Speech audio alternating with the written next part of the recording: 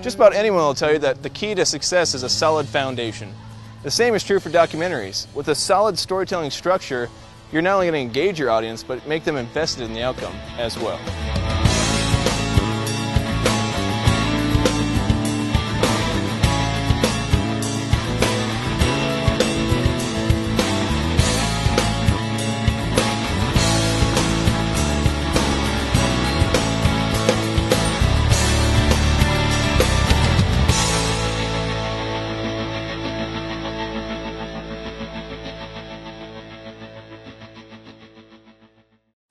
There are literally thousands of ways to tell a story. But before you get too overwhelmed with choices, it's good to know that almost all stories follow a common structure that can help you find your starting point. As such, we'll be taking a look at the elements of structure, including shots, scenes, and acts. Then finally, we'll be taking a look at how each act of the three-act structure is defined. Documentaries are no small feat. They can take lots of time, money, and most importantly, dedication. The work ahead can honestly sometimes look as daunting as scaling Mount Everest. Even so, the best way to tackle any large project is a little bit at a time. As such, knowing how shots, scenes, and finally acts work together can help you to see both your project through and give it the connectedness that it needs. The first level of structural element is a simple shot. A shot is essentially the part of the film between two cuts. Even though it is more common for a documentary to show a series of shots to tell a story, a single shot can also be cleverly used to reveal something important. For instance, the documentary Planet Earth uses one-shot time lapses multiple times in their film to show a changing of the seasons or a returning of life. Putting multiple shots together in the correct way results in the next element of structure, a scene. A scene is a consecutive group of shots in a single location. However, that's not all a scene contains. Scenes should also have a beginning, a middle, and an end, much like any good story arc, although a minor one.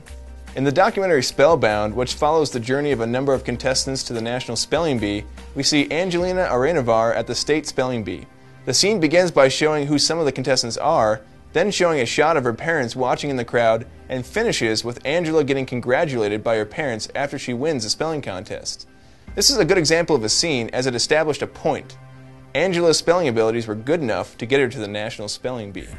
In the last element of structure, an act, we see a major turning point in the documentary story. In each act there is increasing tension and momentum.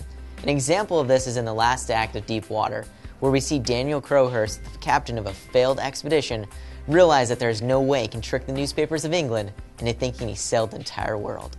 As a result, he decides to disappear forever rather than facing the shame of coming home. This portion of the film works as an act because it built the tension until the hero could not turn back, and then showed us a resolution that gave the film a finality. When thinking about the structure of a storyline, it can be easiest to break it down into three overall parts. While not every story fits perfectly into three acts, it is a common and effective way to share a story and make an impact.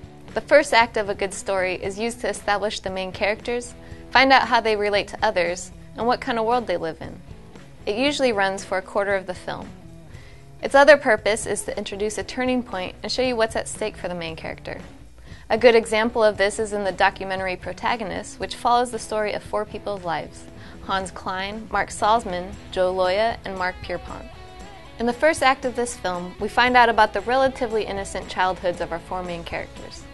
However, at the end of this act, we start to hear about some shocking moments of reality in each man's life that demands a resolution. In the case of Joe Loya, we realize that his dad is abusive. In Mark Salzman's life, we see a propensity towards violence. For Mark Pierpont, we find he is struggling with his sexual identity. And lastly, Hans Klein, we find that he has a real hatred for government. In the second act, which is the longest of the film, we see the pace quicken, more complications emerging, reversals in the plot, and rising stakes. This act is the longest because it gives us the most information about the story. Going back to our previous example of the documentary Protagonist, we start to see the events in each man's life worsen. As Joe becomes a bank robber, Mark Pierpont denies who he really is, Mark Salzman enters a new level of martial arts, and Hans Klein becomes an internationally wanted terrorist. In the final act of the three-act structure, we see the character coming to a breaking point in which everything he or she does catches up to them. It's at that point that the story gets resolved by having the character either fix the problem or become defeated by it. In this manner, in the documentary Protagonist, Mark Pierpont actually decides to turn his back on his faith, Mark Salzman quits his life's dream of a martial arts career, Joe goes to jail and becomes a motivational speaker, and Hans Klein gives up his life of terrorism and shares his secrets with police. As a result, the third act in dramatic structure is usually where both the climax and the denouement occur. Structure is the spine that holds your story together. As such, understanding acts, scenes, and shots can really help you to make a story that's excellent and grabs your audience.